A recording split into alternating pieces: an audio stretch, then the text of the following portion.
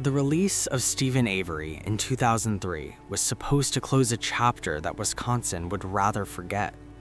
After 18 years in prison for a crime he did not commit, DNA evidence finally dismantled the conviction that had defined his adult life. The state acknowledged its error. The courts overturned the verdict. Avery walked free. On paper, justice had corrected itself. In reality, the damage had already spread far deeper than a single wrongful conviction. And what followed would reveal just how resistant systems become when forced to confront their own failures. Steven Avery did not emerge from prison quietly. He emerged into a community that already believed it knew who he was. Years of reputation, rumor, and prior offenses clung to him. Exoneration removed a conviction, but it did not erase perception. And perception matters when power feels threatened. Within months of his release, Avery filed a civil lawsuit against Manitowoc County and several law enforcement officials. $36 million, depositions scheduled, officers placed under oath, a legal process that did more than seek compensation. It forced scrutiny, it forced memory, it forced explanation. For the institutions involved, this was not just about money. It was about credibility, careers, authority, and the uncomfortable possibility that the public would learn how easily certainty had replaced investigation in 1985. That context matters, because 2 years later, when Teresa Halbach disappeared, the system was already under strain. Teresa Halbach was a 25-year-old freelance photographer working for Auto Trader magazine. She traveled rural Wisconsin photographing vehicles for sale. On October 31, 2005, her assignment took her to the Avery salvage yard. She arrived in the early afternoon. She photographed a vehicle. She made phone calls. She never returned home. When Teresa was reported missing, search efforts intensified rapidly. Flyers circulated, volunteers mobilized, law enforcement launched a formal investigation. And almost immediately, attention turned towards Steven Avery. The speed of that focus would later raise questions, not because Avery could not be a suspect, but because alternatives appeared to narrow before they were fully explored. Search teams entered the Avery salvage yard repeatedly. Despite an acknowledged conflict of interest, Manitowoc County officers remained involved alongside other agencies. Vehicles were examined, buildings were searched. Nothing surfaced. Then, days later, Teresa Halbach's Toyota RAV4 was discovered on the property. The discovery did not end uncertainty, it introduced it. The vehicle was found concealed among other cars. It was not immediately visible. The circumstances of its discovery by civilian volunteers rather than police became a critical turning point. Once the RAV4 appeared, the investigation shifted from missing person search to homicide case. From that moment forward, every piece of evidence would orbit that vehicle. Inside the RAV4, investigators found Steven Avery's blood. The prosecution would later describe this as conclusive. Blood places a person inside a vehicle. Blood ties a suspect to a crime.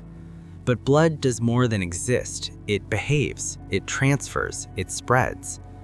There were no fingerprints belonging to Steven Avery inside the vehicle. None on the steering wheel, none on the gear shift, none on the door handles. There was no blood on the exterior handles, no trail leading from the vehicle back to Avery's residence. Instead, there were small selective stains inside the cabin, near the ignition, on interior surfaces, but nowhere else. Defense experts later questioned whether those patterns were consistent with an actively bleeding person driving a car or whether they suggested deliberate placement. The prosecution rejected that interpretation. The jury never heard a definitive explanation for the absence. Then came the key. After several searches of Steven Avery's bedroom produced nothing, a Manitowoc County officer from the same department named in Avery's lawsuit discovered Teresa Halbach's car key on the floor. The key was not hidden, it was not buried, it was in plain view. The key contained Steven Avery's DNA. Only Steven Avery's DNA. No DNA from Teresa Halbach. No DNA from her family. No DNA from Auto Trader staff. No DNA from years of handling. This detail troubled even experienced investigators. Keys accumulate DNA through use, through transfer, through time. The absence of Teresa's DNA raised immediate questions. Those questions were acknowledged. They were not resolved. The burn pit evidence followed a similar trajectory. Investigators claimed Teresa Halbach's remains were burned in a pit behind Avery's trailer. Bone fragments were recovered, teeth fragments were identified. The state argued the pit was the primary burn site. But fire experts later questioned whether the pit showed evidence of sustained temperatures high enough to cremate a human body. Other burn locations existed on the property. Bone fragments appeared in barrels in areas inconsistent with a single burn site. Years later, some bone evidence labeled as potentially human was returned to the Halbach family despite ongoing appeals. That decision eliminated the possibility of future forensic testing. Once again, the explanation was procedural. Once again, the consequence was permanent. As Steven Avery's case moved toward trial, attention shifted to his nephew, Brendan Dassey. Brendan was 16 years old. He had documented cognitive limitations. He was compliant and eager to please authority. He was questioned repeatedly by investigators without a lawyer present, without a parent present, over long sessions that blurred the line between inquiry and instruction. Investigators suggested details. They corrected his answers. They told him when he was wrong. They encouraged him to try again. Eventually, Brendan confessed, but the confession shifted repeatedly. It contradicted physical evidence. It described acts unsupported by forensic findings. No DNA evidence corroborated his account. No physical injuries matched the narrative. Despite this, Brendan Dassey was charged, tried, and convicted. Experts later described the interrogation as deeply problematic. Psychologists identified hallmarks of false confession dynamics. Legal scholars raised alarms. The courts upheld the conviction. Steven Avery's trial was built around narrative cohesion. The prosecution presented a linear story. The defense introduced doubt and inconsistency. Juries are not laboratories. They are human institutions. They respond to coherence, not possibility. Steven Avery was convicted and sentenced to life without parole. The verdict closed the courtroom door, but it did not close public doubt. For nearly a decade, the case remained largely regional. Appeals moved slowly. Interest faded. Then, in 2015, Making a Murderer aired. Millions watched interrogation footage. Millions watched evidence timelines unravel. Millions watched the system hesitate under scrutiny. The documentary was criticized for bias, for selective editing, for omission. Those critiques mattered, but they did not eliminate the doubt the series exposed. The documentary did not invent questions. It amplified questions that already existed. Post-conviction attorney Kathleen Zellner took on Avery's case, promising to prove his innocence. New forensic testing was conducted. Alternate suspects were proposed. Ballistic evidence was challenged. Some claims were dismissed outright. Others stalled within procedural barriers. Courts emphasized finality over re-examination. Time continued to work against resolution. Witnesses aged. Evidence degraded. Opportunities narrowed. Today, Steven Avery remains incarcerated. Brendan Dassey remains incarcerated. Teresa Halbach remains gone. And the case remains unresolved in the only way that matters to the public: trust. The Steven Avery case endures not because of conspiracy alone, but because of accumulation, a series of decisions, a pattern of inconsistencies, a system that once failed spectacularly and then asked to be believed again without full transparency. It forces a difficult reckoning. Can institutions investigate themselves honestly when legitimacy is at stake? Can justice survive procedural correctness while moral certainty erodes? Can truth emerge when admitting error carries consequences greater than denial? Some cases end with verdicts, others end with silence. This one continues because the silence never arrived.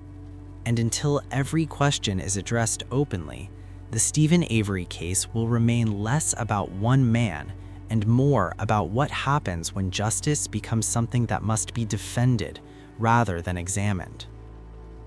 What ultimately keeps the Steven Avery case alive is not a single unresolved detail, but the accumulation of unresolved decisions. Each one, taken alone, might be explained away.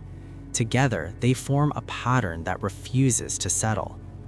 In criminal investigations, patterns matter more than anomalies. An anomaly can be dismissed. A pattern demands explanation.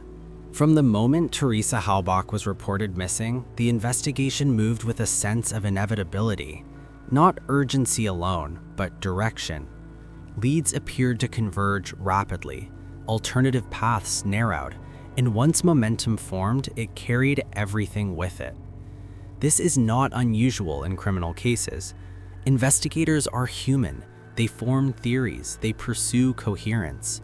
But when early assumptions harden too quickly, evidence risks becoming confirmatory rather than exploratory. That risk shadows the Avery investigation from beginning to end. As search teams combed the Avery salvage yard, the presence of Manitowoc County officers remained a central concern. Officially, the county recused itself due to conflict of interest. In practice, its officers were present at nearly every critical discovery. Keys, bullets, bone fragments. Each discovery was documented, each was explained, yet the optics were impossible to ignore. The same department facing a multi-million-dollar lawsuit played a recurring role in uncovering the most damning evidence. Supporters of the prosecution argue that presence does not imply misconduct. Critics argue that opportunity alone undermines confidence. Both positions can exist simultaneously, but trust does not thrive in ambiguity.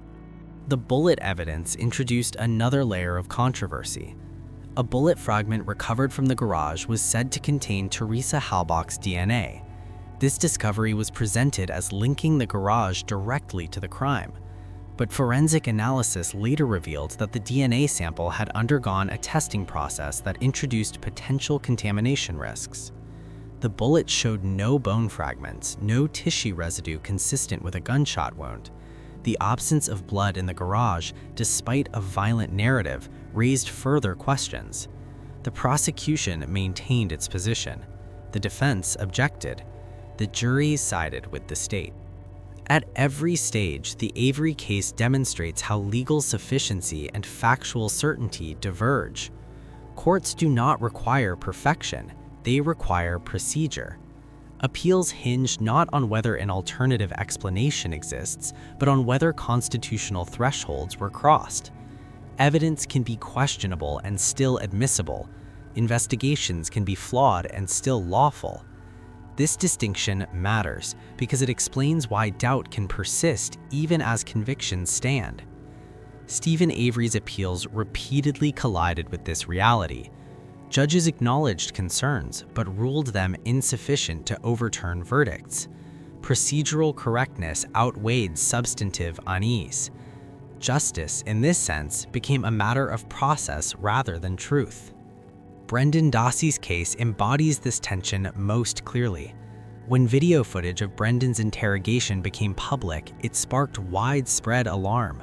Viewers watched as investigators guided a teenager toward a narrative.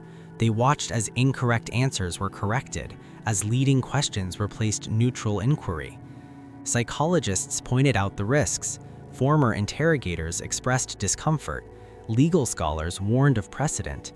Yet courts ruled the confession admissible, not because it was flawless, but because it met the minimum legal standard. For many observers, that ruling marked a turning point. It suggested that the system's tolerance for risk extended even to the most vulnerable defendants. As years passed, the case entered a new phase, cultural reckoning. Making a murderer did more than revisit evidence. It shifted the lens from guilt to process, from outcome to method, from crime to consequence. Public reaction revealed a deeper anxiety. If this could happen once, could it happen again? If exoneration did not lead to reform, what had really changed? Critics accused the series of bias. Supporters argued that bias was unavoidable in any narrative. Both were correct, but neither addressed the central issue. The justice system depends on legitimacy, and legitimacy depends on transparency. The Avery case exposed how fragile that legitimacy can be. Kathleen Zellner's involvement renewed attention, but also illustrated the limits of post-conviction relief. New experts, new theories, new tests, each encountered procedural resistance. Courts emphasized finality, the state emphasized closure, families emphasized grief, and truth remained contested. This stalemate is not unique. It reflects a broader reality in criminal justice. Once a case is closed, reopening it requires extraordinary force. Evidence must be not only new, but transformative. Doubt alone is insufficient. The Avery case produced doubt in abundance. Transformation remained elusive. As time passed, another factor emerged: institutional inertia. Systems resist reversal because reversal implies error. Error implies accountability. Accountability implies consequence. In this environment, even well-intentioned actors become defensive. Decisions become entrenched. Positions harden. This does not require conspiracy. It requires only human nature operating within bureaucratic structures. The Steven Avery case illustrates this dynamic in slow motion. Today, nearly 2 decades after Teresa Halbach's death, the case exists in parallel realities. In court records, it is resolved. In public discourse, it is not. Steven Avery remains in prison. Brendan Dassey remains in prison. Appeals continue, but with diminishing scope. Meanwhile, the broader questions persist. Was evidence mishandled or merely misinterpreted? Were investigators thorough or prematurely certain? Was justice served or merely concluded? The most unsettling aspect of the case is not the possibility of guilt or innocence. It is the uncertainty itself. Justice systems are not designed to coexist comfortably with uncertainty. They require decisions, verdicts, endpoints. But truth does not always align with closure. And when closure arrives prematurely, doubt fills the gap. The Steven Avery case forces us to confront uncomfortable realities. That innocence proven once does not guarantee protection later. That legal correctness does not always equal moral clarity. That institutions rarely admit failure without resistance. It also reminds us that justice is not a static achievement. It is a practice, one that must be renewed constantly or risk erosion. Some will argue that focusing on flaws undermines faith in the system. Others argue that ignoring flaws guarantees repetition. Both views reflect fear of chaos, fear of injustice. The challenge lies in balancing them. As this story reaches its present moment, there are no dramatic revelations, no final confessions, no definitive answers waiting just beyond the horizon. There is only persistence. Persistence of doubt, persistence of debate, persistence of unanswered questions. The Steven Avery case does not ask us to choose sides. It asks us to look closely at evidence, at process, at power, and to decide whether certainty should ever outrun scrutiny. Because justice is not measured only by convictions, it is measured by confidence. And confidence, once shaken, does not return easily. This case remains open, and the only way that truly matters, in the public conscience. And until every question is confronted honestly, the story of Steven Avery will continue to stand as a warning, not about one man, but about what happens when systems value finality more than truth.